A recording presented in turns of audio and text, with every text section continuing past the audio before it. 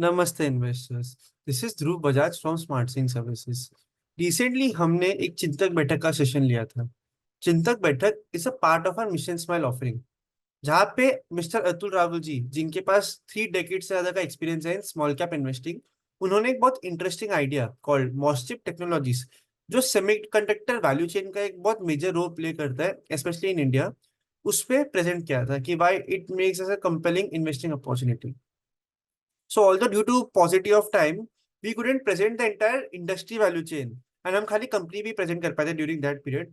And we felt कि हम अगर सेपरेटली रिकॉर्ड करके भेजेंगे अपने मेंबर्स को सेमीकंडक्टर वैल्यू चेन के रिगार्डिंग, तो उनको और अच्छा अंडरस्टैंडिंग आएगा regarding the tailwinds. And we then realise कि we can also give a glimpse of our research work to our YouTube community as well. So that's why we are providing the semiconductor value chains entire analysis to our YouTube members. And if you like this particular session, and if you want to learn more about Mostrip technologies, then you can become a part of Mission Smile platform, wherein more than 7,000 investors have already joined our platform. And we conduct several other sessions as well on a monthly basis. So if you want to become a part of the Mission Smile membership, then link is in the description below. So without any further ado, let's start the session. Before we delve into the value chain of semiconductor industry, it is very important to understand कि semiconductor actually होता क्या है. If we talk about semiconductor in chips, it generally means कि it has something that is conductivity between a conductor and an insulator. And इससे जो भी electrical flow होता है कोई भी electrical device का, वो manage करने में काफी help होती है. अब अगर हम यूज केस ऑफ सेमीकंडक्टर देखें तो रिसेंट टाइम्स स्पेशली काफी सारी जगह पे ये यूज होता है, right from smart meters, EV chargers, drones, lighting, smart grid, and काफी जो न्यूअर टाइप के एप्लीकेशंस आ रहे हैं जैसे वेरेबल्स हो गए या फिर कोई भी इलेक्ट्रिकल व्हीकल हो गई, एआई हो गया, आईओटी में कोई भी इवोल्यूशन आता है या फिर कोई भी नए टाइप के स्मार्टफोन्स या लैपटॉप आते हैं, तो उसमें सब सेमीकंडक्टर तो यूज होते ही है, but more advance type of semiconductor use होते हैं. अब अगर हम यूज केस के पहले वैल्यू चेन पर और ढंग से समझे कि कैसे बनता है सेमीकंडक्टर, तो सेमीकंडक्टर बनने की तीन की स्टेजेस होते हैं. फर्स्ट इज कि आपको डिजाइन करना पड़ता है कोई भी सेमीकंडक्टर बनाने से पहले. उसके बाद जब आपका डिजाइन फाइनल हो जाता है, देन आप फैब्रिकेशन करते हो. This is basically manufacturing of that particular chip. जब आपका चिप बन जाता है तो उसके बाद आप उस वो चिप को टेस्ट करते हो, उसे असेंबल करते हो, उसे पैक करते हो और फिर उसको आगे डिलीवरी में देते हो. कोई भी कंपनी अब अगर ये तीनों जो स्टेजेस है वो खुद अकेले इन हाउस करती है, तो उसे हम इंटीग्रेटेड डिजाइन मैन्युफैक्चरर कहते हैं, दैट इज आईडीएम. एंड अगर कोई कंपनी एक ही पर्टिकुलर वैल्यू चेन में प्रेजेंट है, सो फॉर एग्जांपल अगर हम डिजाइन की बात करें तो those companies who just do the designing of the chip and manufacturing का काम वो आउटसोर्स कर देती है, तो वैसी कंपनीज को हम कहते हैं फैबलेस मैन्युफैक्चरर्स.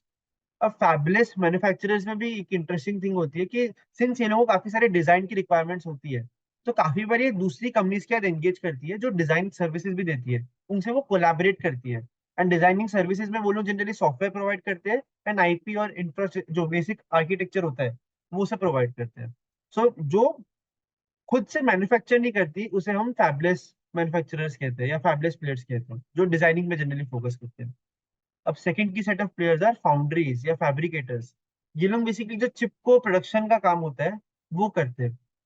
अब मैन्युफैक्चरिंग काम में भी काफी सारी एंसिलरीज होती है, जैसे अगर कोई भी बड़ी कंपनी है जिसको मैन्युफैक्चर करना है चिप को, तो उन लोगों को बेसिक इक्विपमेंट्स, वेफर और केमिकल्स और डिफरेंट टाइप ऑफ गैसेस चाहिए होगी. तो जो इस वैल्यू चेन में बेसिकली और भी थोड़ी बहुत कंपनीज है, but we are primarily focusing on foundry या फिर फैब्रिकेटर्स. एंड देन लास्टली जो असेंबल करते हैं, पैक करते हैं, जो भी चिप बन के आती है उसे टेस्ट करते हैं, उसे ओसाट प्लेयर्स कहते हैं या फिर असेंबली करने वाले प्लेयर्स कहते हैं.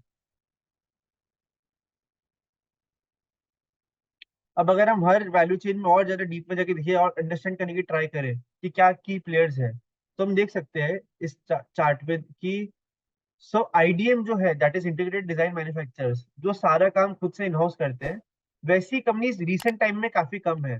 एंड जो की प्लेयर्स है इस स्पेस में वो है इंटेल, सैमसंग एंड माइक्रॉन. ये लोग पूरे वैल्यू चेन में प्रेजेंट होते हैं. अब बिफोर 1970s ऑलमोस्ट सारी कंपनी आईडीएम ही थी, बट आफ्टर 1970s रियलाइज कि सिंस काफी ज्यादा कॉम्प्लेक्स काम है, हर पर्टिकुलर फील्ड में डिफरेंट एक्सपर्टीज चाहिए, एंड बहुत ज्यादा केपेक्स चाहिए होता है। तो इट माइट बी बेटर कि अगर आप स्पेशलाइज नहीं कर पा रहे तो आप सेम काम को आउटसोर्स कर दो। So that's why after 1970, majority of the companies became focusing on only one particular segment and not being an IDM. Second is design या फिर फैब्लेस मैन्युफैक्चरर्स। अब इसमें जो बड़ी बड़ी जो मेजर आपका काम होता है, दैट इज एक तो आईपी आपको प्रोवाइड करना होता है, that is intellectual property. Then designing का काम होता है आपका, एंड आप जो मार्केटिंग करते हो चिप का, दैट इज सेल करते हो, वो की आपका वर्क होता है। अब इसमें जो मेजर प्लेयर्स है वर्ल्ड में, that are AMD, Intel and Nvidia. ये सब बहुत बड़ी कंपनीज है। इनफैक्ट नवीडिया आज के टाइम में one of the largest market caps वाली कंपनीज आती है। थर्ड इज फैब्रिकेशन, जो as I discuss before manufacture करने का काम करती है। अब ये जो काम है that is highly capital intensive, and ये जो industry that is very consolidated in nature. So जो Taiwan semiconductor manufacturing that is TSMC है, वो 50% का मार्केट शेयर कमांड करती है ग्लोबली, एंड सैमसंग का 20% मार्केट शेयर है। तो बहुत कम प्लेयर्स ये जिनके पास पूरा मेजोरिटी मार्केट शेयर है इस स्पेस में, एंड बहुत ज्यादा हाई एंट्री बैरियर भी है, बिकॉज बहुत ज्यादा कैपिटल लगाना पड़ता है आपको केपेक्स करने के लिए। And last are OSAT players.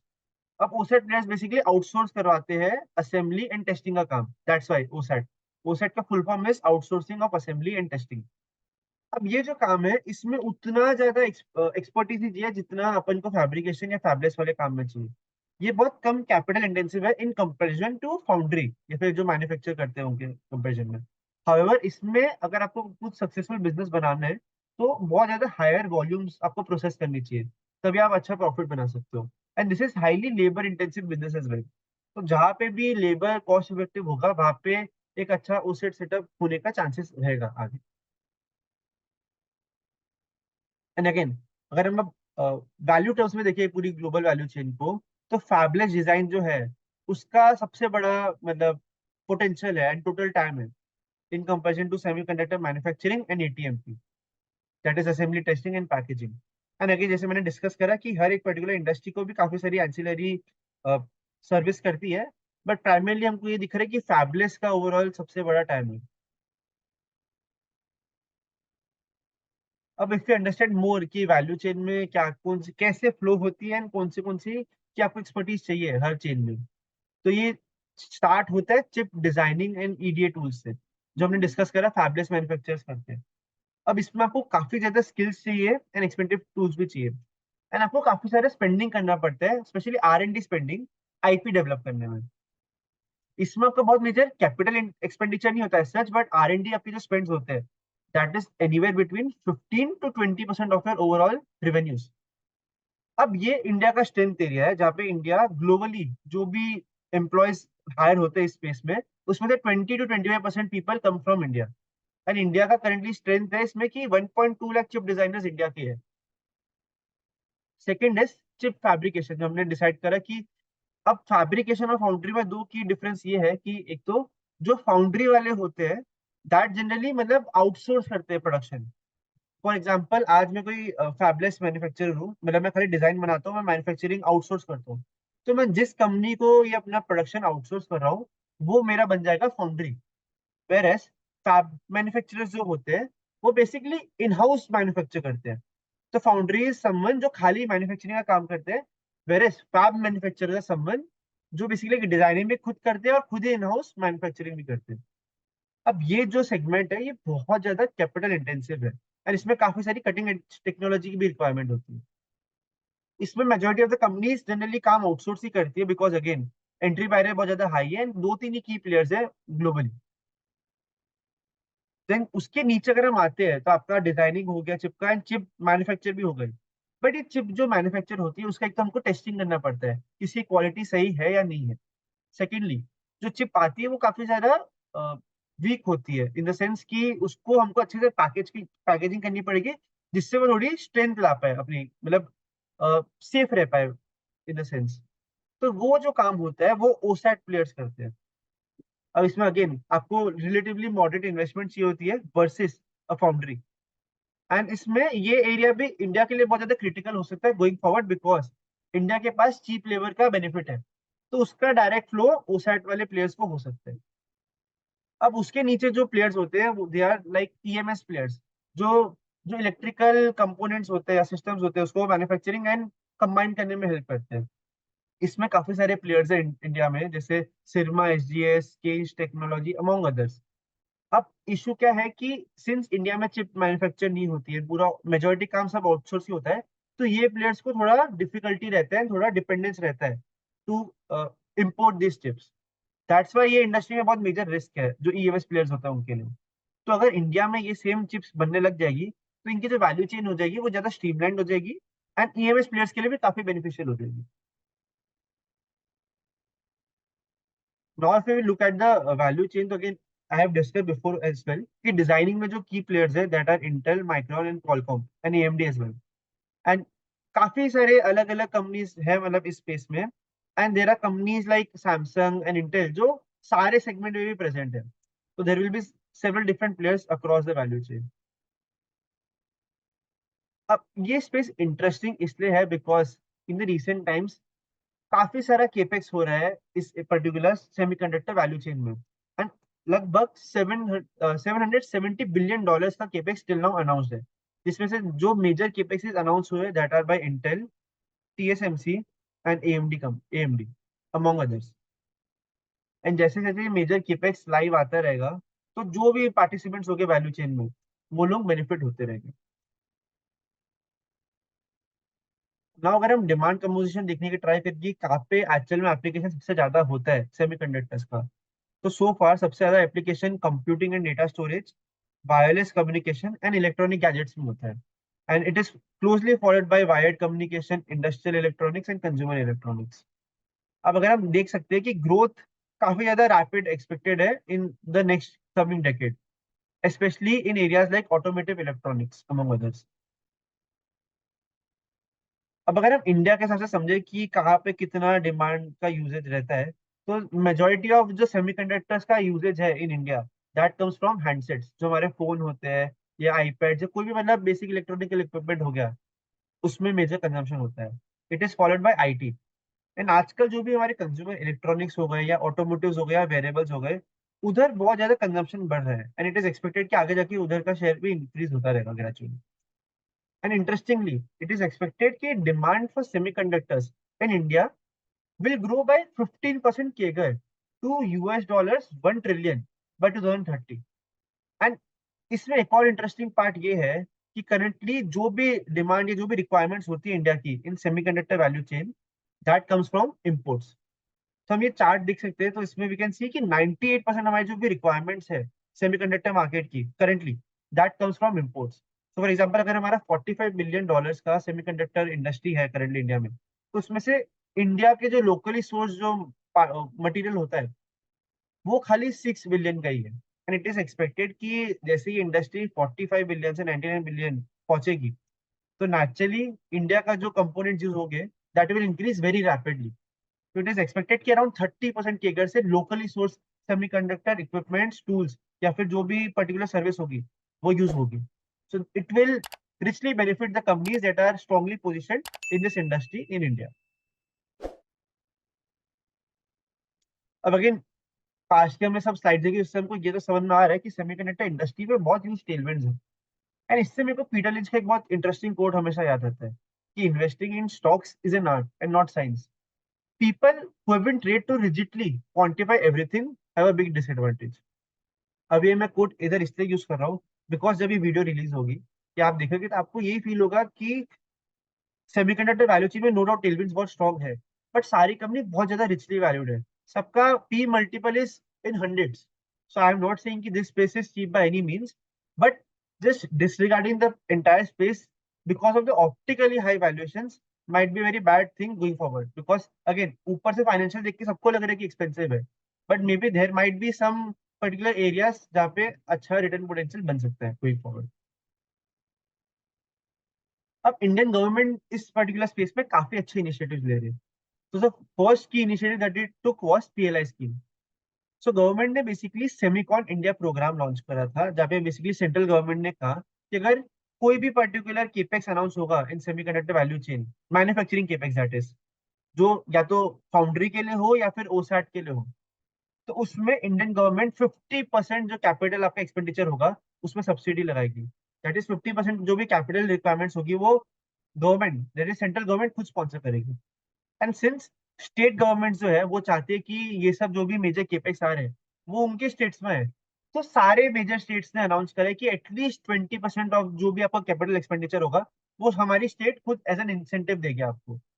तो इससे इफेक्टिवली क्या हो रहा है कि जो भी मेजर केपेक्स आ रहे हैं इस साइड में, उसमें से 70% of the total capex is coming, या फिर it is getting been subsidise या incentivise by the governments themselves.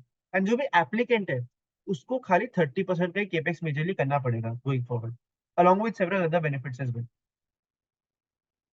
अब यही पीएलआई स्कीम के अंडर काफी अच्छे अच्छे केपेक्सेस अनाउंस हुए हैं, जैसे टाटा इलेक्ट्रॉनिक्स जो है, जो टाटा सन्स का पार्ट है करेंटली, उसने फाउंड्री के लिए केपेक्स अनाउंस करा है। अब foundry as we have discussed before is nothing but fabrication plant, and वो लोग टाई अप कर रहे हैं with PSMC Taiwan as a technological partner in this particular thing.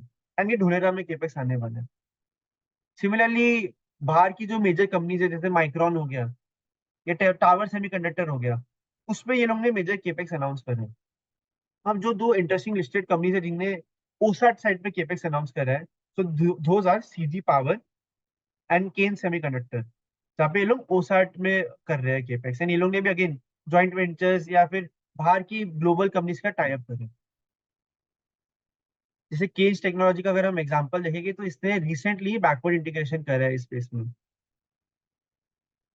अब उनके लिए बेनिफिशियल ये होगा कि सिंस ये लोग खुद मैन्युफैक्चर, पहले खाली ईएमएस का काम ऑलरेडी कर ही रहे थे, तो जैसे ये लोग खुद से ओसाट का काम भी करेंगे एंड जो फैब्रिकेशन चिप्स होती है वो बनाना भी स्टार्ट कर देंगे, या फिर उससे काफी बेसिकली इनको हेल्प हो सकता है। अब इंडियन कंपनी जैसे discuss before is adopting the strategy of global tie ups, because हमारे इंडिया के पास ऑल्दो काफी केपेक्स के बेनिफिट्स आ रहे हैं, गवर्नमेंट की सब्सिडी के भी बेनिफिट्स आ रहे हैं, बट सिंस हमें टेक्नोलॉजिकल एज अभी करंटली उतना नहीं है, तो it make sense for them कि बाहर की जो ऑलरेडी एस्टेब्लिश कंपनीज है उनका टाई अप कर लो, तो उसमें आपका केपेक्स और इजीली स्केल अप हो पाएगा एंड आपकी एक्सपर्टीज भी ग्रेजुअली डेवलप होते रहेगी। Second interesting scheme is DLI scheme. अभी हमने पास्ट में देखा है कि जो मेजर केपेक्सेस अनाउंस कर रहे हैं, जो भी सब्सिडीज मिल रही है, वो कैपिटल एक्सपेंडिचर के लिए मिल रही है।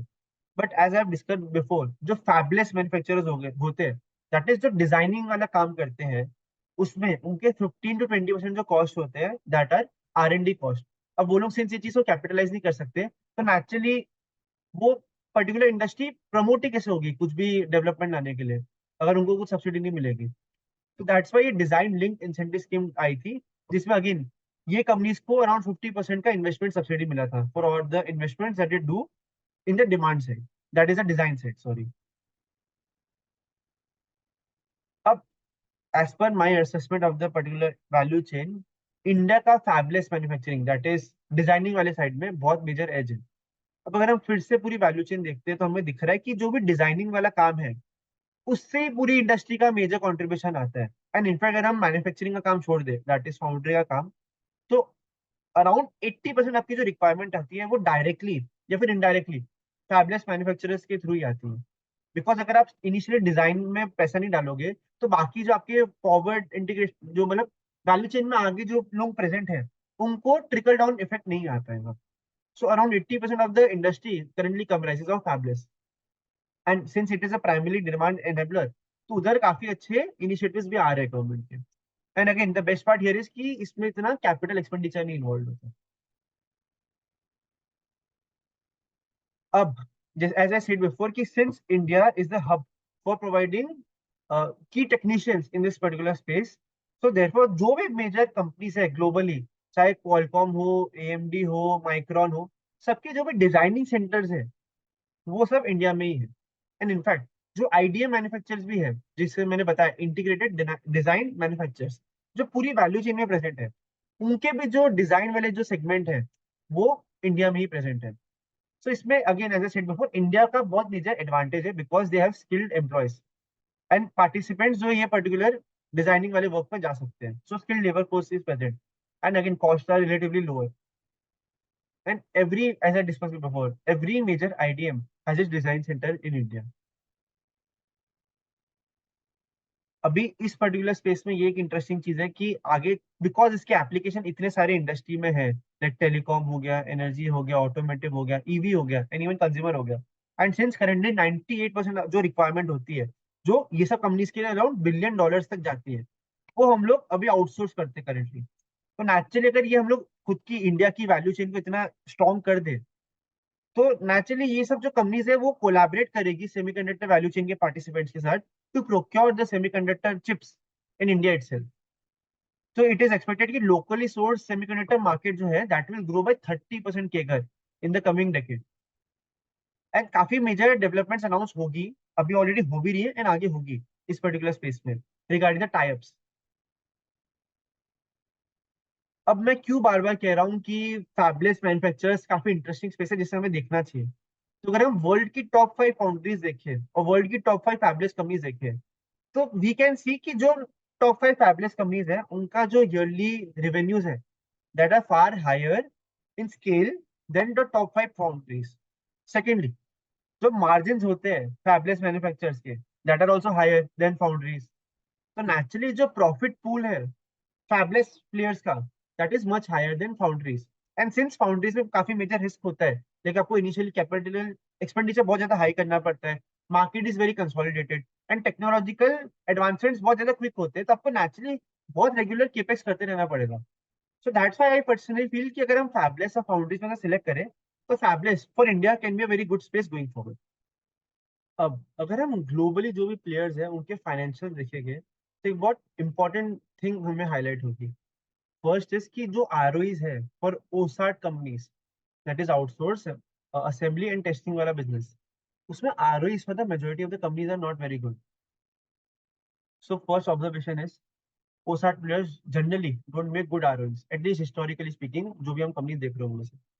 सेकंड की पॉइंट, जो फैब्रिकेशन प्लेयर्स है, जो फाउंड्रीज है दैट इज, उसमें से ऑल्दो टीएसएमसी जो मार्केट लीडर है उसके आरओसीज काफी अच्छे हैं, but other than that because industry such so consolidated and आपका capital expenditure is so high, that's why naturally जो भी पूरा प्रॉफिट पूल भी है या जो भी मार्केट का भी अगर हम देख सकते हैं, सो मेजोरिटी जो भी प्रॉफिट पूल है वो टीएसएमसी का ही है फैब्रिकेशन में। It is very difficult to break the strength in this particular segment. So India के लिए ये थोड़ा स्पेस डिफिकल्ट होगा going forward. And third key observation here is कि फैबलेस कंपनीज ऑलमोस्ट सारी जो कंपनीज है उनके बहुत अच्छे आरओईज है। Now again I am not saying कि सेम आरओईज इंडियन कंपनीज बना सकती है, बिकॉज ये सब जो कंपनीज है इस पर डिजाइनिंग का भी इनके काफी अच्छा एज है, काफी अच्छा इनका आईपी है, एंड ये लोग आर&डी में बहुत अच्छा स्पेंड करते हैं and they are class apart. So I am not saying कि Indian players can replicate what they are doing, but again if अगर हम खाली इसको समझने की ट्राई करेंगे तो वी कैन सी कि majority of the fabless companies make very good ROEs and very good margins as well. And since इनके कैपिटल एक्सपेंडिचर इतना हाई नहीं होते, तो नेचुरली उतना मेजर कैपिटल इंटेंसिटी नहीं है बिजनेस में। सो ये फाइनेंशियल देख के मेरे को इतना समझ में आ रहा है कि फैबलेस साइड पे इंडियन प्लेयर्स का काफी अच्छा एडवांटेज है। नेचुरली जो कंपनीज इस पर्टिकुलर स्पेस में प्रेजेंट है, अब चाहे आप फैबलेस मैन्युफैक्चरर्स हो या आप डिजाइनिंग सर्विसेज दो फैबलेस मैन्युफैक्चरर्स को, स्टिल आई पर्सनली बिलीव कि this is the place to be. So ये मेरा बेसिक असेसमेंट था वैल्यू चेन का, एंड हम जो ये वेबिनार में कंपनी डिस्कस करेंगे MosChip, it is present in fabless manufacturing space. अब now although I have said a lot की इंडस्ट्री काफी इंटरेस्टिंग है, but there are several risk as well. तो फर्स्ट इज कि इंडस्ट्री हाईली सिक्लिकल है। जो listed company है that is मोस्टिव, उसके प्रेस रिलीज में मैनेजमेंट ने ये चीज बहुत अच्छे से समझाई थी कि since 1990 there have been 7 downturn since 1990, जब सेल्स पूरे इंडस्ट्री की काफी ज्यादा रेट पे गिरी है। एंड जो मेमोरी चिप मार्केट है स्पेशली सेमीकंडक्टर में, उसमें बहुत मेजर स्विंग आते रहता है। अब देयर आर सेवरल रीजन, एक तो बिकॉज काफी ज्यादा competitive industry overall. Secondly, since raw material भी काफी मतलब लिमिटेड क्वांटिटी में अवेलेबल है, तो रॉ मटेरियल के प्राइस फ्लक्चुएशन भी अफेक्ट कर सकते हैं सब कंपनीज को। टेक्नोलॉजिकल एडवांसमेंट्स बहुत ज्यादा रैपिड होता है इस पर्टिकुलर इंडस्ट्री में, तो उसकी वजह से भी काफी जो आपकी पुरानी चिप है उसकी लाइफ शॉर्ट होते जाती है एंड उसकी वैल्यू गिरते रहती है नेचुरली। एंड आपके जो एंड यूजर्स है, जो डिमांड आती है, that come from electronics and automotive, जो अगेन थोड़ा इकोनॉमी के साइकिल्स पे डिपेंड करती होंगी डिमांड। तो naturally this industry is highly cyclical. And again जो वैल्यू चेन है वो काफी ज्यादा कॉम्प्लेक्स है। तो अगर इंडियन प्लेयर्स को, for example if I am talking about fabulous manufacturers या फैबलेस इंडस्ट्री ओवरऑल, तो उसमें आप जो आपका इंटेलेक्चुअल प्रॉपर्टी होता है या जो आईपी होता है उसका डेवलपमेंट और ओनरशिप करना बहुत ज्यादा इंपॉर्टेंट है। तभी आप कुछ बहुत अच्छा बिजनेस क्रिएट कर सकते हो खुद के लिए, एंड वो बहुत ज्यादा टफ है करना। एंड नेचुरली इंडिया में in the past few years उतना जो डेवलपमेंट है पर्टिकुलर टेक्नोलॉजी का, वो इतना अच्छा नहीं हुआ। एंड इनफैक्ट जो भी नए केपेक्स भी अनाउंस हो रहे by likes of Tata, they are focusing on legacy nodes. जो एडवांस नोड्स है उसमें नहीं फोकस कर रहे हैं, लेगेसी नोड्स पे फोकस कर रहे हैं। And it makes sense for them, because जो लेगेसी नोड्स होते हैं, दैट इज जो पुराने टेक्नोलॉजी के जो नोड्स होते हैं, उसका अराउंड 60% टोटल अभी कंजम्पशन होता है from 100% of the total market या addressable market size.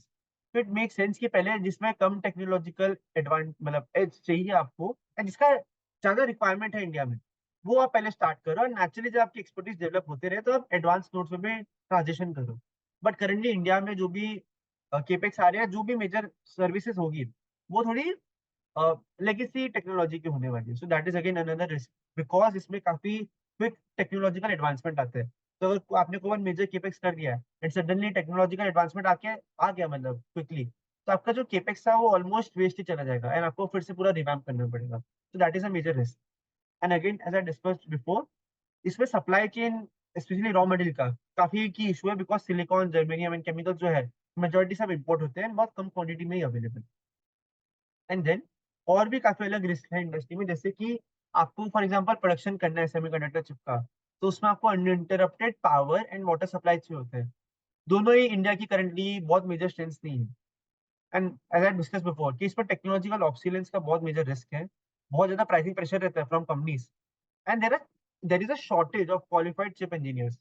So again, ये कंपनी जो मॉस्टिप जो बात कर रहे हैं, उसकी मैनेजमेंट से किसी ने इंटरव्यू में पूछा था कि आपकी कंपनी को सबसे बड़ा चैलेंज क्या फेस करना पड़ता है इस इंडस्ट्री में, तो उन्होंने मेंशन करा कि shortage of qualified chip design engineers in India is the biggest issue in the industry. And again ये इशू आगे रहने भी वाला है, स्पेशली जब और सारी कंपनीज इंडिया में आती रहेगी। And again high R&D investment की रिक्वायरमेंट्स होती है इन this particular industry. So this was again a brief की सेमीकंडक्टर वैल्यू चेन कैसे मूव करती है, total addressable market size and कितना प्रॉफिट पूल है for each value particular elements of the value chain, कौन से की प्लेयर्स करेंटली लिस्टेड और नॉन लिस्टेड स्पेस में है, स्पेशली ग्लोबली, एंड क्या क्या की रिस्क है इंडस्ट्री में going forward. Then we discuss in this particular webinar regarding the company called MosChip technology, जिसमें अतुल जी ने काफी अच्छे से पूरा अपना थीसिस समझाया था कि क्यों उनको ये कंपनी इंटरेस्टिंग लगती है। So if you want to watch that particular session, then again you can become a part of Mission Smile membership. Yeah. I hope you like this session. And if you like this session, then you can like, share, and subscribe to our YouTube channel. Thank you so much for watching. Good.